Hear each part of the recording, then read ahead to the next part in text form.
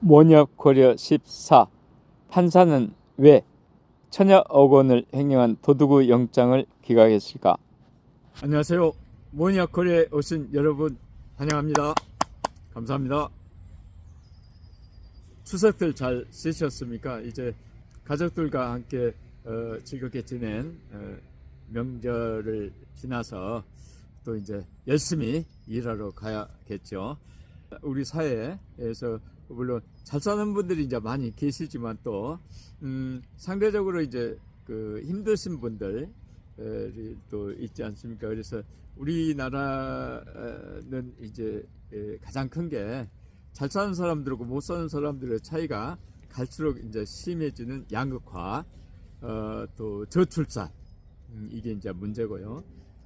사실 약간은 어쩔 수는 없지만 고령화, 그리고 또 공산화가 되고 있는 이런 여러 가지 난제들을 지니고 있습니다. 그래서 우리 그 일반 국민들이 집세, 월세, 주거비, 또 학원비, 그리고 은행 이자, 금융비, 그리고 세금 등 공공비, 의료비, 그리고 인건비, 이렇게 이제 꼭 지출을 해야 될 돈, 필수 생계비가 갈수록 이제 늘어나 가지고 우리가 자유롭게 쓸 수 있는 돈이 줄어들어서 많이 고통을 받고 있습니다. 그래서 이런 건 물론 여러 가지 사회적인 요인이 있겠지만은 저는 그 중에서 굉장히 그 중요한 것 중에 하나가 유전무죄라고 봅니다.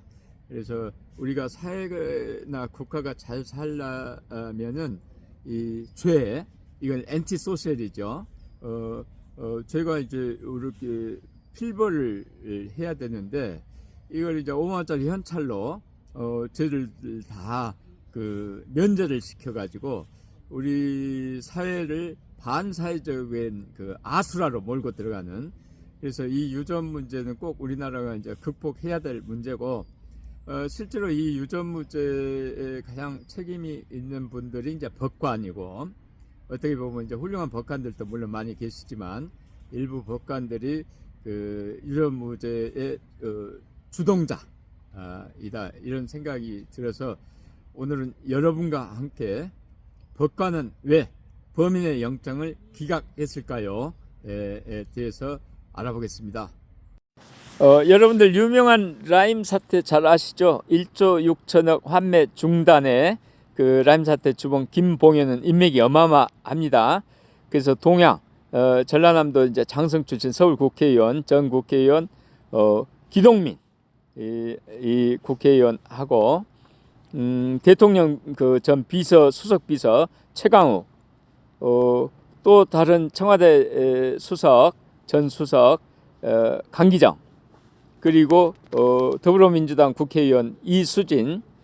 결국 이제 이 라임 사태 사건은 추미애 전 법무부 장관이 윤석열 검찰총장에게 수사를 하지 말라해서 이제 윤 총장이 여기에 이제 대들어 가지고 대통령까지 되는, 꼭 이걸로 해서 다 된 건 아니지만 어마어마한 사건인데 아직도 명쾌하지 않아서 제가 그 묻지마 돈봉투 왜 그 진실과 거짓의 싸움 책에서 이 김봉현 사건을 좀 언급을 했어요. 그래서 그걸 그대로 읽어 드리겠습니다. 판사는 왜 범인의 영장을 기각했을까요? 2020년 5월 김봉현이 구속되었습니다. 7월 김봉현은 전자발찌를 달아 석방되었습니다. 22년 9월 판사는 증거인멸 염려가 있다고 보기 어렵다고 김봉현의 구속영장을 기각하였습니다. 10월 검사는 그가 보석으로 석방되어 중국 밀항을 추진해 구속 사유가 충분하고 구속 필요성이 있다며 영장을 재청구했습니다. 2022년 10월 판사는 객관적인 자료가 부족해 그대로 믿기 어렵다고 또 기각했습니다. 2022년 11월 김봉현은 팔당대교 인근에서 전자발찌를 끊고 도망갔습니다. 현재 그는 1심에서 징역 30년을 선고받고 복역 중입니다. 현금은 익명성이 높습니다. 돈 세탁이나 탈취 등에 쓰이기 쉽습니다. 특히 고액권이 그렇습니다. 2007년 멕시코는 마약 조직을 적발하였습니다. 아파트에서 2억 불의 미 달러가 나왔습니다. 영국은 500유로 지폐 가운데 90%가 범죄 조직에 의해서 반입됩니다. 자금 세탁 대책 국제기구 FATF는 각국의 고액권 폐지를 요구하고 있습니다. 한국도 그렇습니다. 현금으로 인터넷 도박, 마약 매춘을 덮습니다. 현금으로 증여상속 매출 탈취를 합니다. 현금으로 상납, 뇌물, 로비를 합니다. 현금은 탈취 탈법의 증거를 인멸하는 데 쓰입니다. 제1회 도구입니다. 법에 따르면 은행에서 현금을 1,000만 원 이상 찾으면 보고됩니다. 넣을 때도 같습니다. 현금이 증거인멸의 도구로 쓰이기 때문입니다. 일단 그의 현금은 의심을 받습니다. 김봉현은 55억을 3개의 캐리어에 담았습니다. 합해서 105kg입니다. 가지고 다니다 허리까지 다쳤습니다. 그 돈은 도피자금입니다.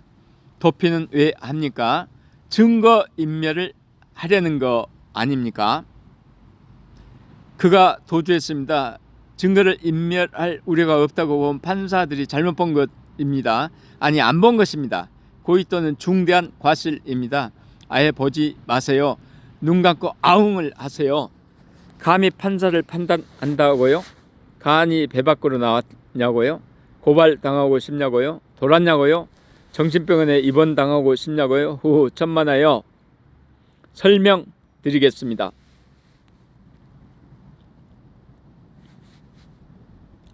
법에서 보는 증거인멸 우려의 기준은 현금 1,000만 원입니다. 일단 1,000만 원 이상은 의심을 당합니다. 전 국민이 말입니다. 김봉현은 잡힐 때 현금을 무려 55억이나 압수당했습니다. 금융정보원이 보낸 증거인멸 기준의 550배입니다. 그는 판사가 어떻게 보고 말 것도 없습니다. 설사 눈을 감았다 해도 같습니다. 그는 그 자체가 증거인멸입니다. 제 말이 틀렸습니까? 그 판사는 다른 국회의원에 대한 계좌영장도 기각했습니다. 정치권과 법조계에서도 이해하기 어렵다고 합니다. 팩트와 판결 사이의 연결고리가 명료하지 않다는 것입니다. 판사가 그를 풀어줬다는 것은 납득이 안 갑니다. 납득이 안 가는 이 일에는 무슨 사유가 있을까요? 다음은 투기자본감시센터 윤 공동대표의 요구입니다. 그와 같이 체포된 공범은 징역 15년과 벌금 40억 원이 선고되었다. 따라서 최소 679억 원을 형량하여 특경법으로 68년형이고 범인을 해외 도피시키고 이에 도피를 돕고 자신도 도피한 그는 극형은 불가피한 이상 그에게 보석을 준 판사를 당장 먼저 구속해야 한다. 고교 동문으로 알려진 판사, 변호사 등을 그 도피 공범으로 처벌하라.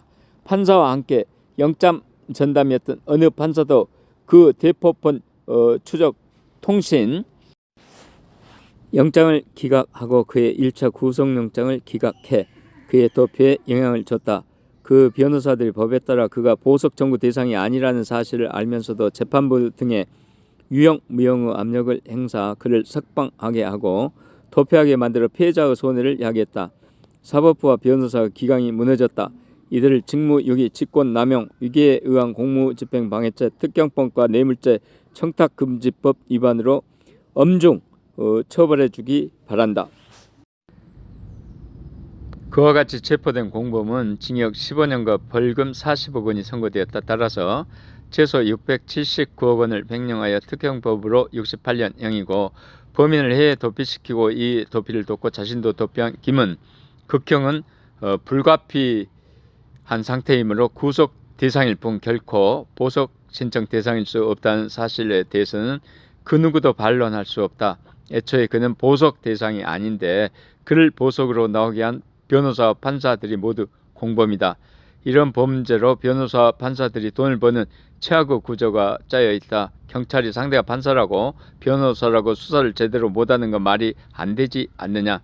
금융기관 세력들의 비호가 있었기 때문에 은행권에서 이런 말도 안 되는 상품을 판매할 수 있도록 만들어준 것이다. 결국 서민들의 주머니를 털어서 수익 올리고 그 수익을 나눠 가진 것 아니냐, 이런 구조를 척결해야 하는데 잘 되지 않고 있다. 지루하고 딱딱했죠. 죄송합니다. 제가 정리해 드리겠습니다.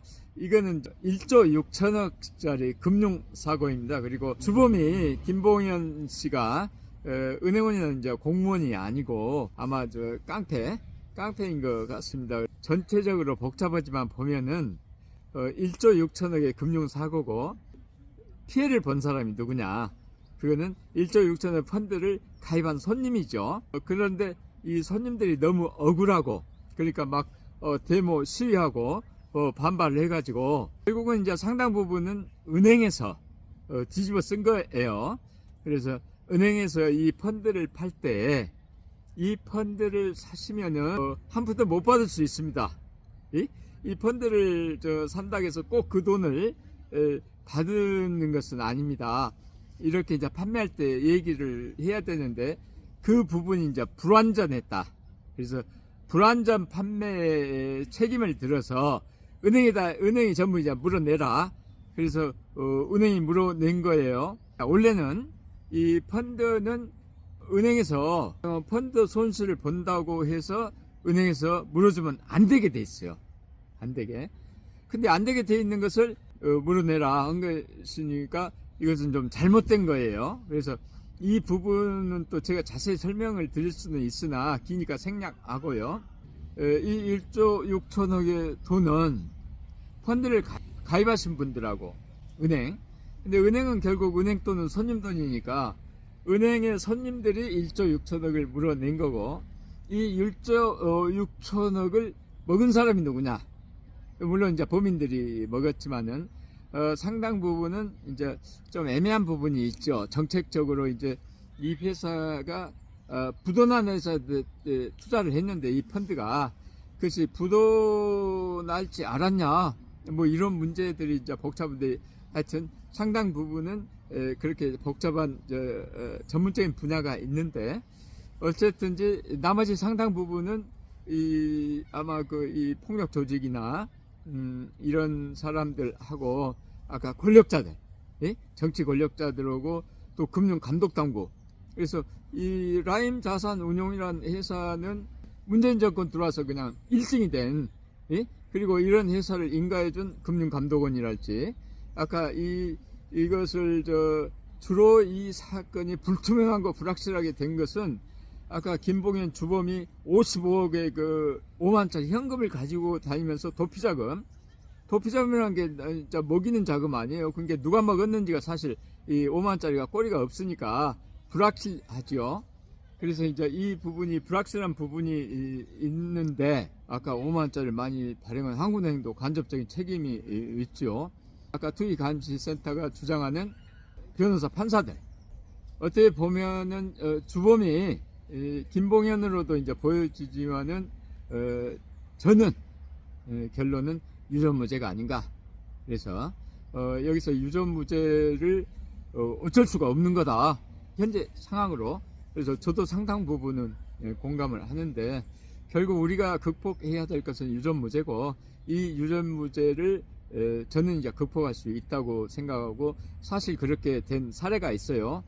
중세 유럽의 루터가 이 면제부 교황청에서 돈을 받고 이 죄를 사면해 줬는데, 루터가 그게 아니야, 죄는 회개해야지 면제가 되는 것이 돈으로 되는 게 아니다.